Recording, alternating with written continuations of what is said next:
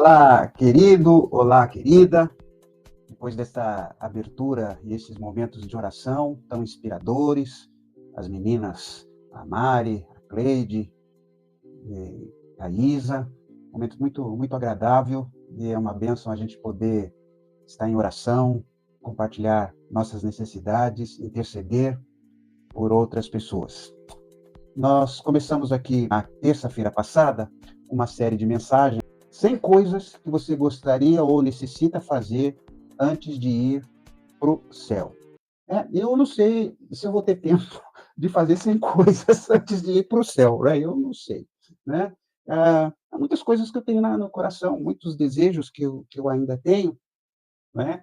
Eu espero ver o Santos, querido Santos Futebol Clube, voltando para a primeira divisão e sendo campeão do mundo novamente. Coisas bobas, coisas meio banais. Mas eu pensei seriamente o que eu gostaria. E o que me pareceu mais importante na minha vida é cultivar relacionamentos significativos, ter verdadeiras amizades. Eu estou numa fase da minha vida, e aliás faz um bom tempo na minha vida, que eu tenho percebido que ninguém é feliz sozinho. Nós precisamos de amizades, amizades profundas, cultivá-las. Isso é o que eu desejo, não é? Mas nós vivemos uma época que um certo sociólogo polonês chamado Zygmunt Bauman, que já morreu, ele chama de nós vivemos numa época líquida. E ele escreveu um livro chamado, se não me engano, Amizades Líquidas, ou coisa desse tipo. Mas ele diz assim: nós vivemos em tempos líquidos, ou seja, tempos em que as relações escapam das nossas mãos. Tempo em que não há mais amizades profundas. As pessoas saem do emprego onde trabalhou 20 anos, depois não tem mais relacionamento com aquelas pessoas. As pessoas saem da igreja e vão para outras igrejas e os relacionamentos acabam. Né? Hoje nós vivemos um período num mundo cibernético, ou seja, nós usamos de maneira muito consistente os recursos da internet. Recentemente eu preguei em uma determinada igreja que estava cheia e eu perguntei para aquelas pessoas quem não tinha celular. E somente uma senhorinha lá levantou a mão. Todo mundo tem celular. Então, nós vivemos um mundo cibernético. E neste mundo cibernético, as relações passaram a ser cibernéticas. Nós temos amizades, entre aspas, cibernéticas. Olha, eu tenho 1.000 amigos na internet, eu tenho 2.000 pessoas, não é? Me seguindo. Eu postei recentemente no meu Facebook, alguém colocando, olha, lá numa sala de velório, tinha uma meia dúzia de gato pingado lá, e alguém disse, olha, ele tinha tantas pessoas, seguidores na internet, tantos amigos na internet, eu pensei que essa sala seria cheia. Não é cheia. As pessoas, é uma amizade entre aspas. Então, os relacionamentos são muito líquidos. Você não encara as pessoas. Você não se doa para as pessoas. Você não conversa com as pessoas.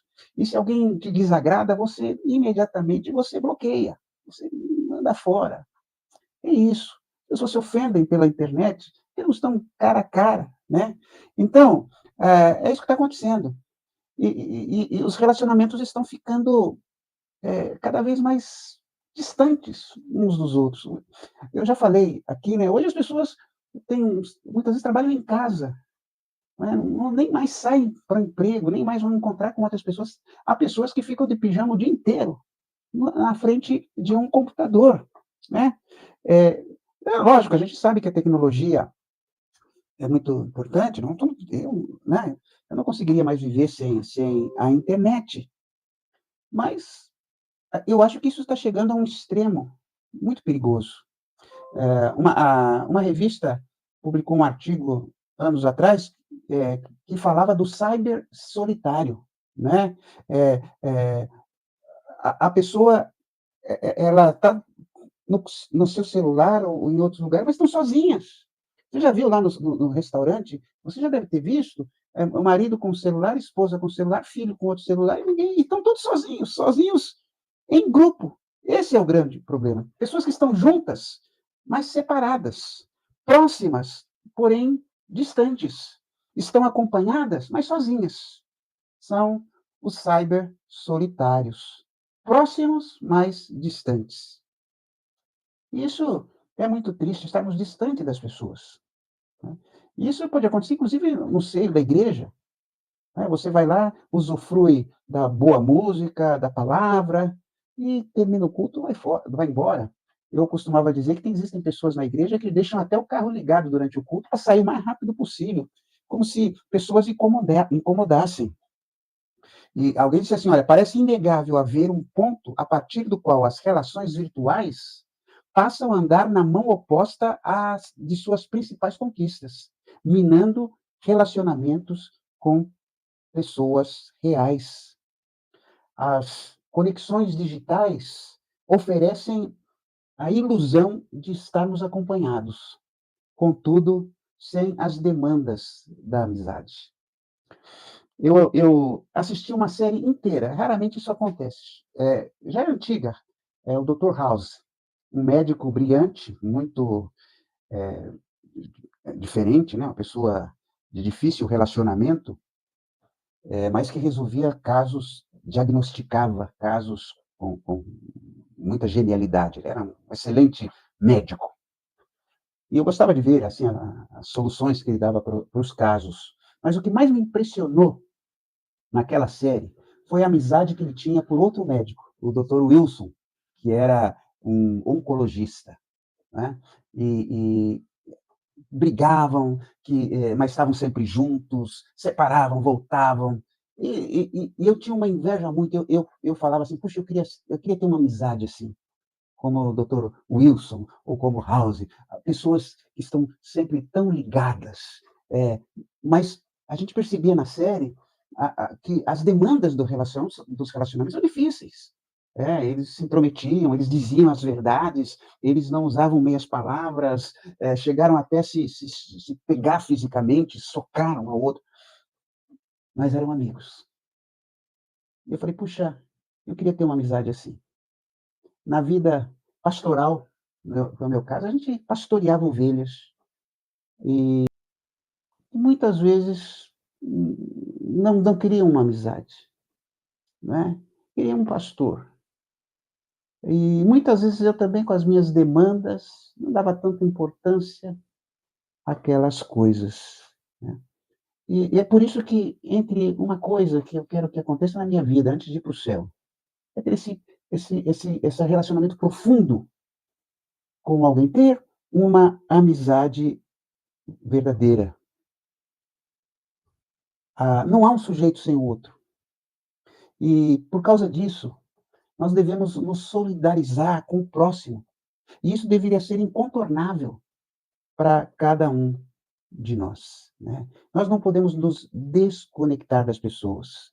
É impossível ser feliz sozinhos, né? E o fator que mais influi, olha, isso é importante, o fator que mais influi no nível de saúde das pessoas não é a riqueza, não é a genética, não é a rotina, não é nem a alimentação. O que mais influi no nível de saúde de uma pessoa são os amigos. A única coisa que realmente importa é a sua aptidão social, as suas relações com outras pessoas. Hoje eu recebi em casa uma visita de um amigo, e é tão bom. Conversamos ali um bom tempo, ficamos aí quase uma hora conversando, sobre muitos assuntos, com total liberdade, sem armas. Isso é muito bom, né? Os amigos são o principal indicador de bem-estar na vida de alguém.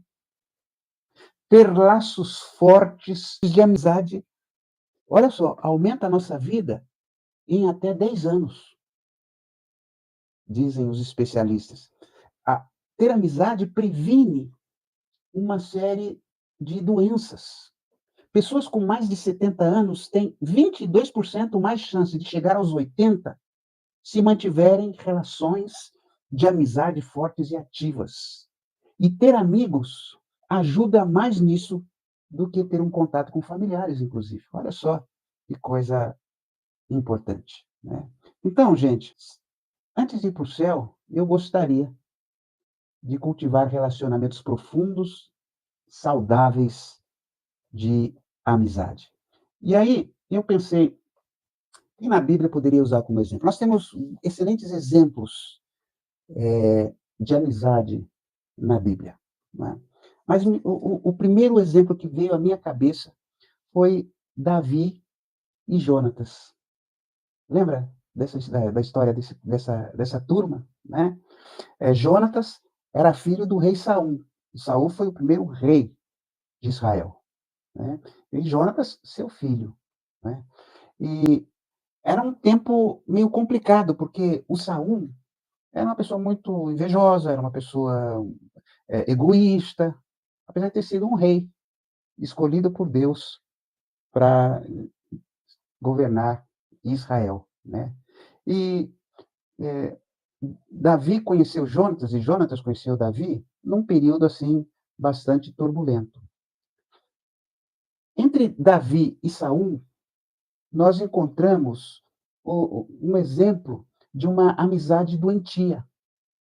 Se é que havia realmente, amizade. Mas entre Davi e Saul, por culpa do Saul, o rei, a amizade era muito doentia.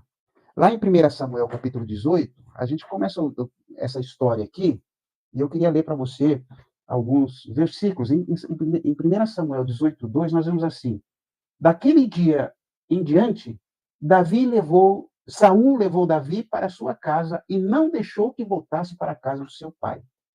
Aquele dia o quê? Não lembra que o Davi conquistou e derrotou o gigante Golias? Ficou uma pessoa muito popular, né?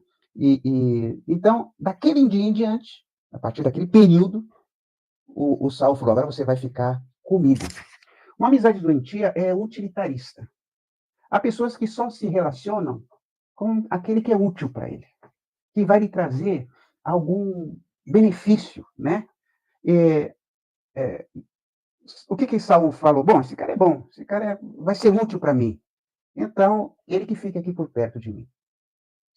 Né? Ele vai me trazer algum benefício. Outra coisa de uma amizade doentia é a possessividade. Né? Olha só, Saul não deixou que voltasse para a casa do seu pai. Não deixou. Agora você é meu.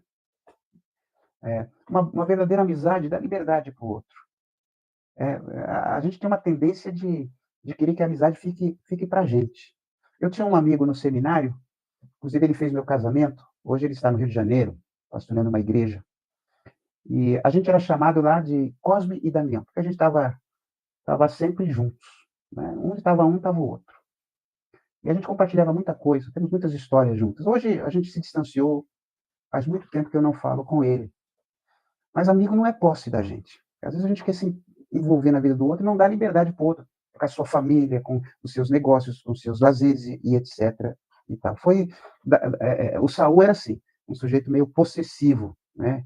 Outra coisa que nós encontramos essa amizade doentia entre Saul e Davi é a condicionalidade. O texto lá em 18:5 fala assim: Davi saiu-se bem em todos os lugares onde Saul enviou. Então Saul promoveu a comandante do seu exército. Bom, você está indo bem, igual no emprego, né? Você está me dando lucro, você vai ter muitas vantagens. Mas enquanto a condição é que você seja um bom amigo, que você produza resultados. E também uma amizade doentia é uma amizade descartável, né?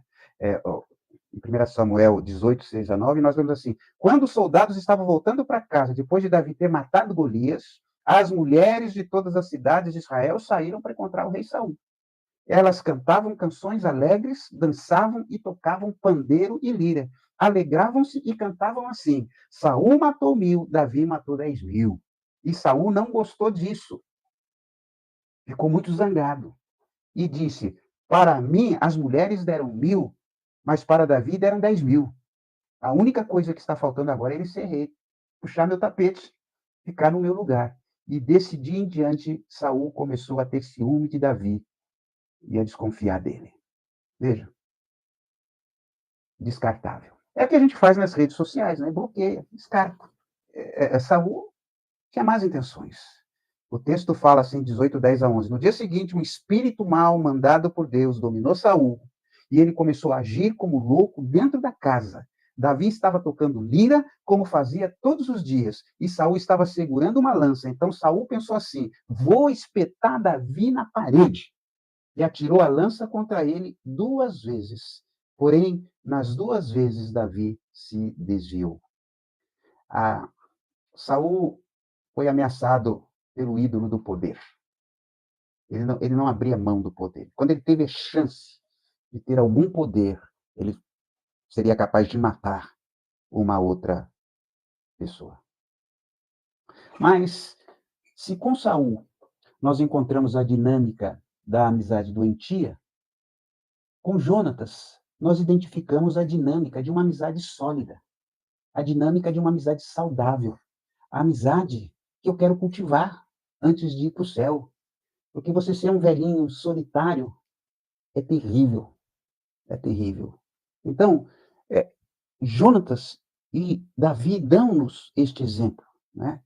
Agora, eu preciso explicar uma coisa. Muita gente por aí fala que aqui Jonatas e Davi tinham uma relação homossexual.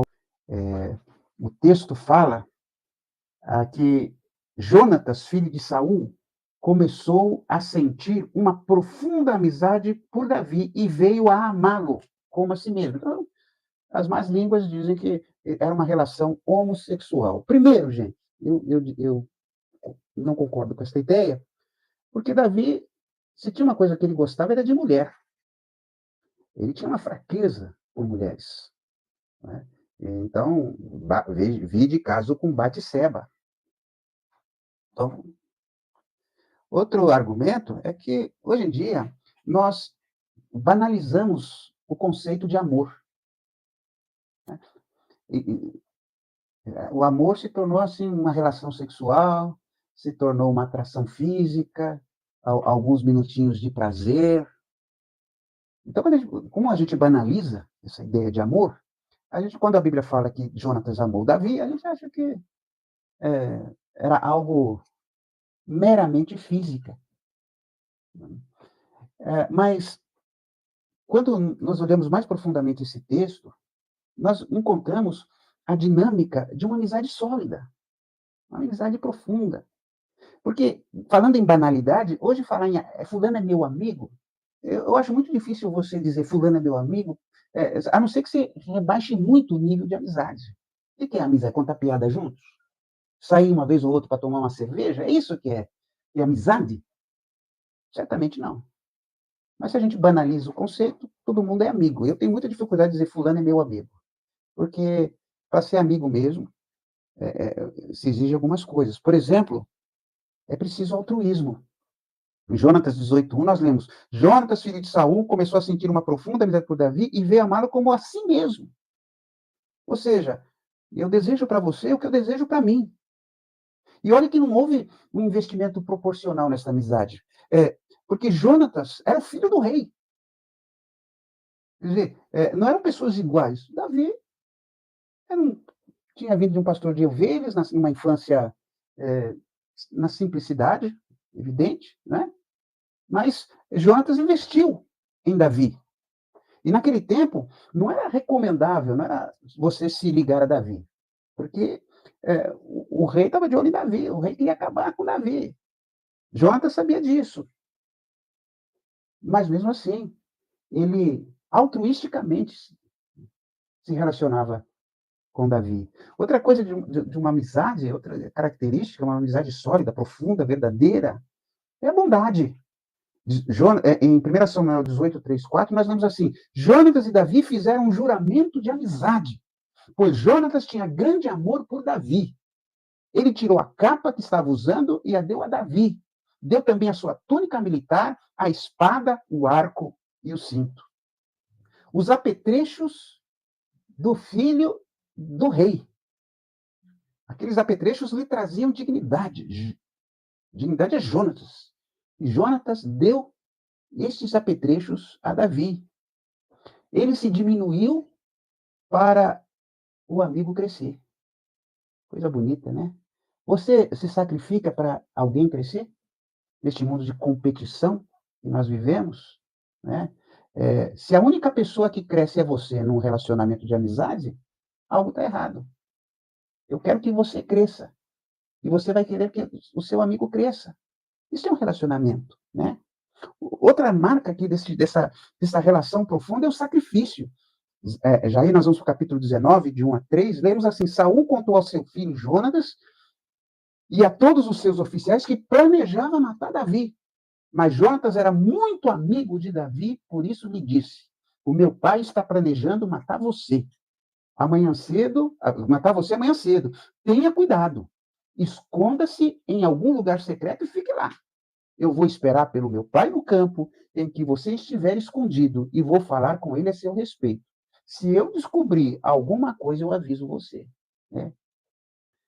O Jonatas havia dado seus apetrechos e agora oferece uma lealdade máxima.